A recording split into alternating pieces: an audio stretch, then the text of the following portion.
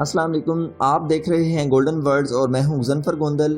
5G technology کے دنیا میں مکمل طور پر متعارف ہونے سے قبل چین کے مشرقی صوبے جیانگزو کے شہر نانجنگ میں قائم ایک جدید ترین لیبارٹری میں 6G کی جدید ترین وائرلیس کمیونیکیشن سسٹم کا کامیاب تجربہ کیا گیا، جس کے ذریعے 100 سے 200 گیگا بائٹس فی سیکنڈ کی رفتار سے ڈیٹا کو ایک جگہ سے دوسری جگہ منتقل کیا گیا۔ اس پر مزید بات کرنے سے پہلے میں آپ سے گزارش کروں گا، اگر آپ اس چینل پر نئے ہیں تو جلدی سے ہمارے چینل کو سبسکرائب کیجئے اور اپنے دوستوں کے ساتھ شیئر کیجئے تاکہ ہماری آنے والی نئی ویڈیوز آپ تک پہنچ سکیں۔ دوستو، ماہرین کا کہنا ہے کہ یہ وائرلیس نیٹ ورک موجودہ 5G نیٹ ورک سے 10 سے 20 گنا زیادہ تیز ہے اور اسے ایک بہت بڑی پیش رفت قرار دیا جا رہا ہے۔ یہ 360 سے 430 ٹیرا ہرٹز فریکوینسی پر مشتمل ایک real time wireless transmission network ہے، جس کا تجربہ کامیاب رہا۔ یہ اپنی نوعیت کا پہلا ultra high speed wireless network ہے جو کہ 2030 تک تجارتی بنیادوں پر دستیاب ہو جائے گا۔